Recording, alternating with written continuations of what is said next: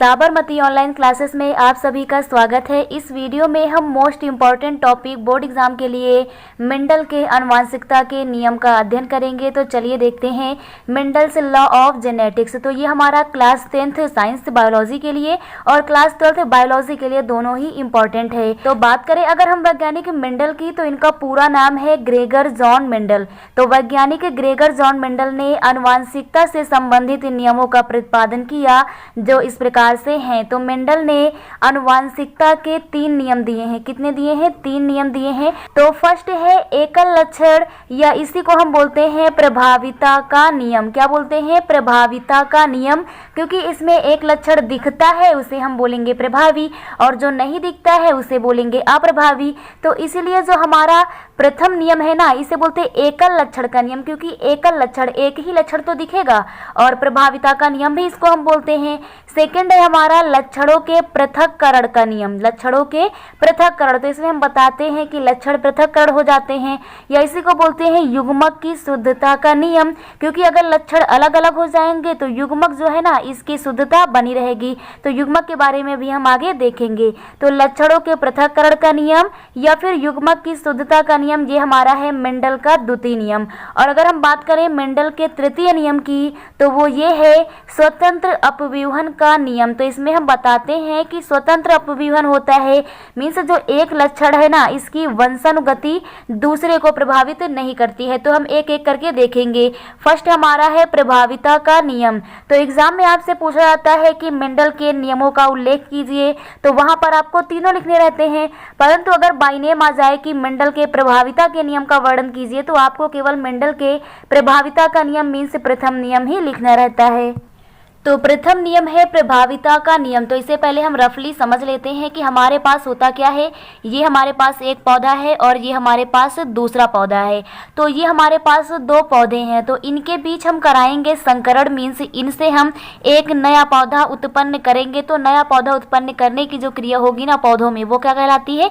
संकरण कहलाती है। तो ये हमारा एक पौधा है। मान लिया हमने कि पौधे का कोई लक्षण लिया है, और लक्षण कैसे लेने? विपरीत, मीन्स जैसे इसका जो लक्षण होगा ना, जस्ट इसका विपरीत इसका लक्षण होगा। एग्जाम्पल के तौर पर हमने कहा कि ये पौधा हमारा लंबा है, ये कैसा है? लंबा है। तो ये वाला कैसा होगा? बौना होगा, क्योंकि हम विपरीत लक्षण लेते हैं। तो जब विपरीत लक्षणों के हमने पौधे ले लिए हैं और इनके बीच जब हम करा रहे हैं संकरण, मीन्स इनसे एक नया पौधा उत्पन्न करेंगे। तो जब विपरीत लक्षणों के बीच संकरण कराया जाता है, तो अब मान लो ये लंबा है और ये बौना है, तो इससे जो नया पौधा बनेगा वो कैसा होगा? लंबा होगा कि बौना होगा? अब ये तो हो नहीं सकता कि वो दोनों हो जाए, या तो लंबा रहेगा या फिर बौना रहेगा। तो हम कहेंगे कि इन दोनों में से एक ही लक्षण दिखाई देगा। जो दिखाई देगा वो प्रभावी कहलाएगा, और जो नहीं दिखाई देगा वो अप्रभावी कहलाएगा।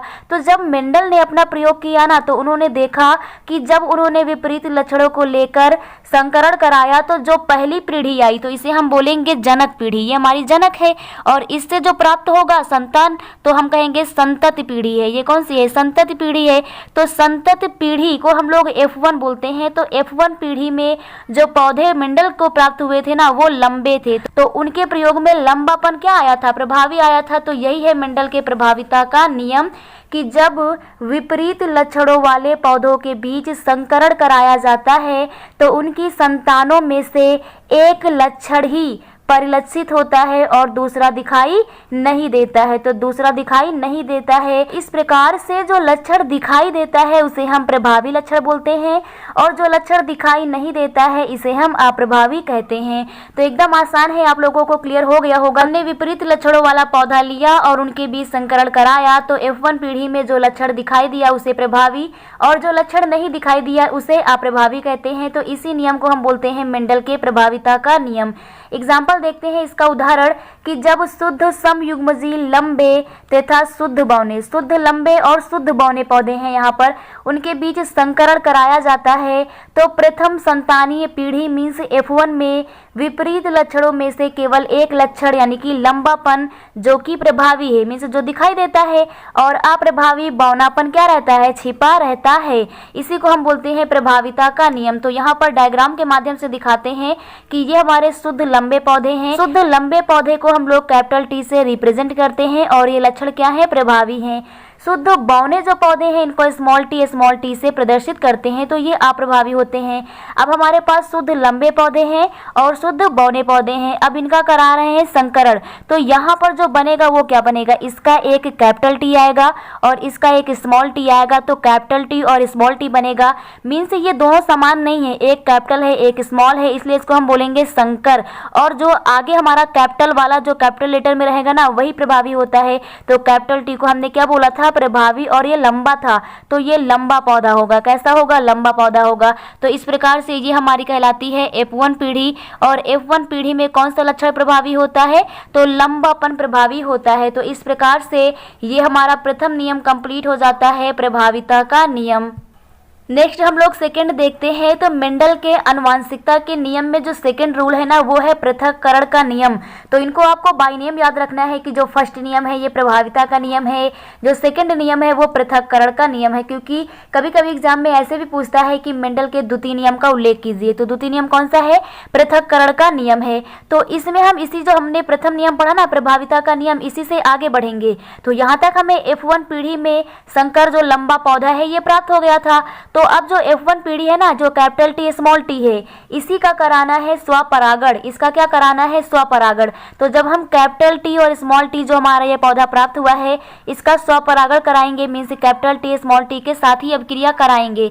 तो यहाँ पर हम लोग देखते हैं कि जब इसका हम स्वपरागण कराते हैं तो अब जो इससे संतान उत्पत्ति होगी वो दूसरी पीढ़ी कहलाएगी, तो उसे हम बोलते हैं F2।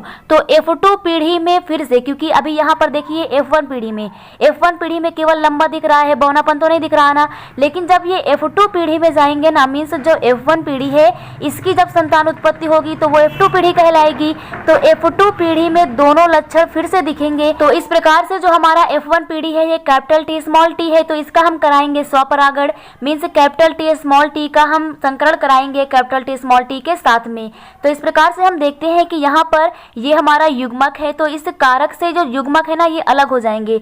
तो ये हमारा जब साथ में रहेगा तो ये कहलाएगा कारक, और जब इसे हम इस प्रकार से अलग कर देंगे तो ये हमारे कहलाते हैं युग्मक। ये क्या कहलाते हैं, युग्मक कहलाते हैं। तो यहाँ पर अब जो हमारा कारक है ना इससे युग्मक बन गया है, इससे क्या बन गया, युग्मक। तो कारक से युग्मक बनते समय ये जो लक्षण है ना ये अलग अलग हो जाएंगे। तो इसे हम इस प्रकार से लिखेंगे यहाँ पर कि ये कैपिटल टी इस कैपिटल टी से अब क्रिया करेगा, मीन्स संकरण करेगा, तो कैपिटल टी प्राप्त होगा। फिर ये कैपिटल टी जो है दूसरे वाले के स्मॉल टी से रिएक्शन करेगा, संकरण करेगा, तो कैपिटल टी और स्मॉल टी हमें प्राप्त होगा। फिर ये अब इसका जो हमारा स्मॉल टी है इसके कैपिटल टी से अब क्रिया करेगा, लेकिन लिखेंगे हम पहले कैपिटल वाला ही। तो ये स्मॉल टी इसके कैपिटल टी से संकरण करेगा, तो पहले हम कैपिटल टी लिखेंगे फिर स्मॉल टी लिखेंगे, और उसके बाद में ये स्मॉल टी से करेगा संकरण, तो स्मॉल टी लिख देंगे।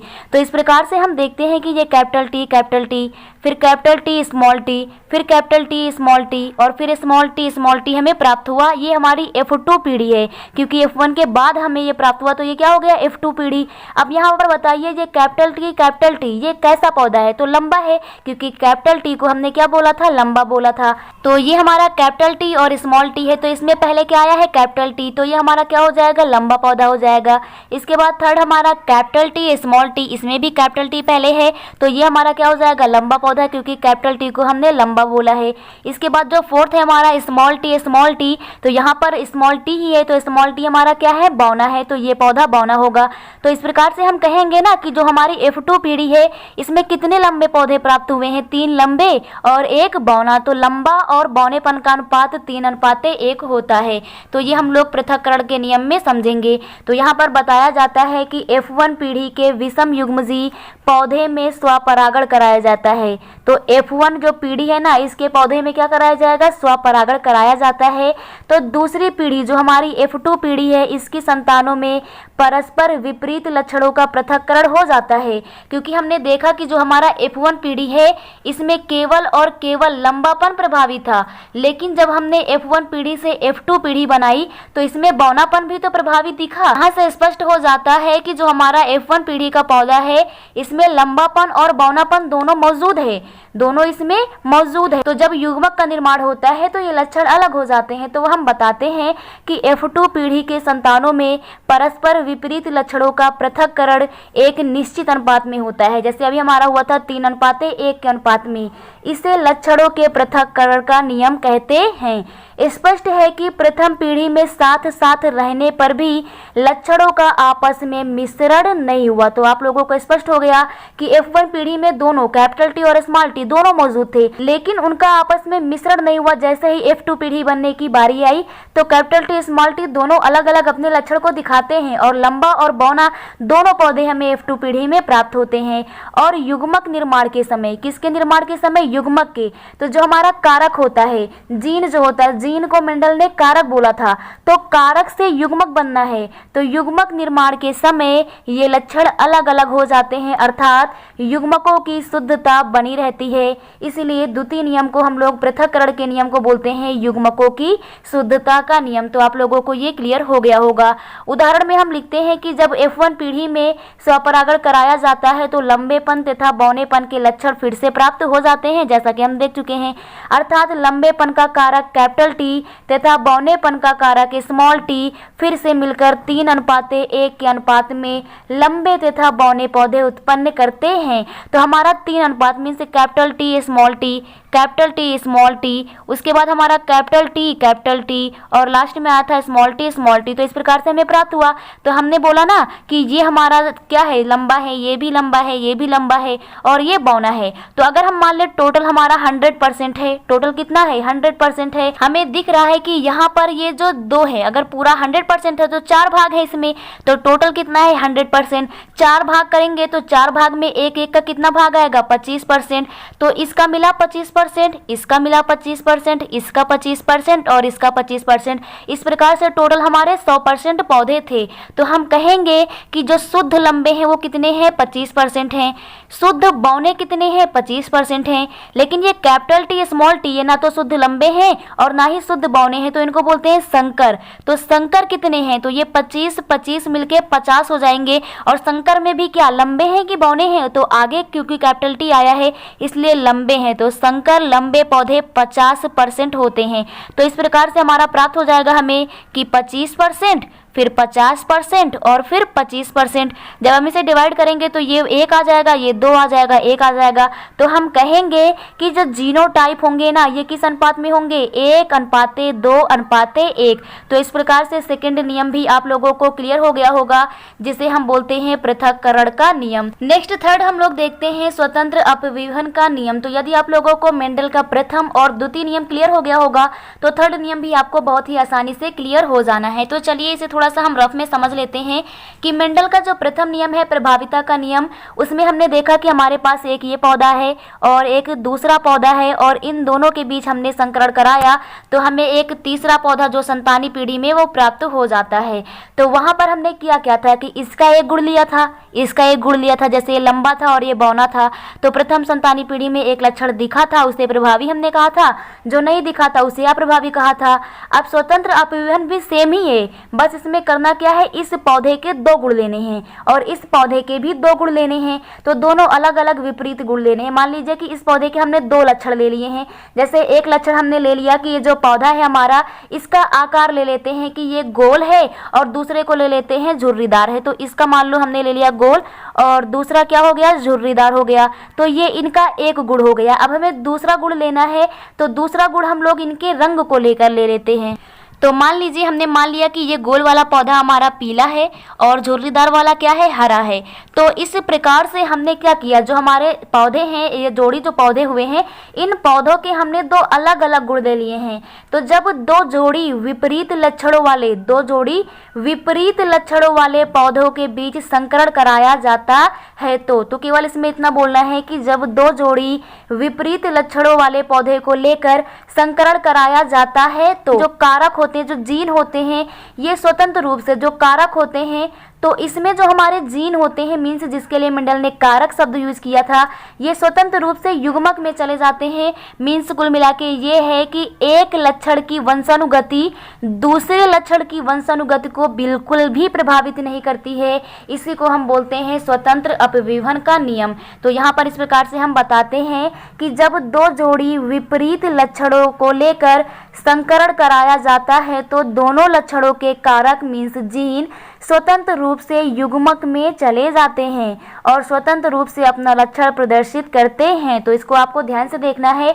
दो जोड़ी विपरीत लक्षण है और संकरण कराया गया है, तो जो कारक है ना, जो कारक है वो युग्मक में चले जाएंगे। कारक कहाँ चले जाते हैं? युग्मक में चले जाते हैं और स्वतंत्र रूप से अपना लक्षण प्रदर्शित करते हैं। अर्थात एक लक्षण की वंशानुगति, तो मेन पॉइंट हमारा ये है कि एक लक्षण की वंशानुगति दूसरे लक्षण की वंशागति को प्रभावित नहीं करती है। एग्जाम्पल भी हमारा यहाँ पर है। ये हमारे पास एक गोल और पीला पौधा है और दूसरा हमारा झुर्रीदार और हरा पौधा है।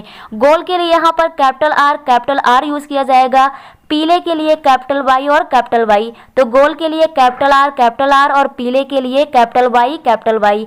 झुर्रीदार के लिए स्मॉल आर और हरे रंग के लिए स्मॉल वाई। तो आपको याद कर लेना है, गोल के लिए कैपिटल आर और झुर्रीदार के लिए स्मॉल आर, पीले रंग के लिए कैपिटल वाई और हरे रंग के लिए स्मॉल वाई।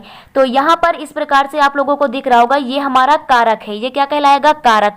अब इस कारक से जब ये साथ में रहेंगे तो कारक कहलाएंगे। अब कारक से ये हमें प्राप्त होगा युग्मक। इसका कैपिटल आर और इसका कैपिटल वाई एक एक करके यहाँ आएगा, इसका स्मॉल आर और इसका स्मॉल वाई यहाँ आएगा। तो ये हमारे युग्मक हैं।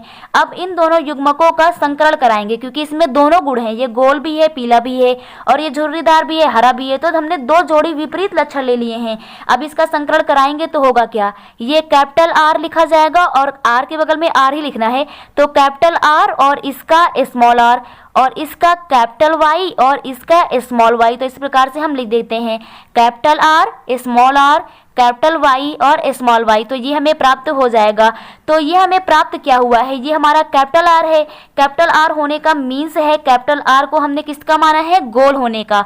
तो कैपिटल आर का मतलब ये गोल है और कैपिटल वाई आया है। कैपिटल वाई आने का मतलब है हमारा पौधा पीला है।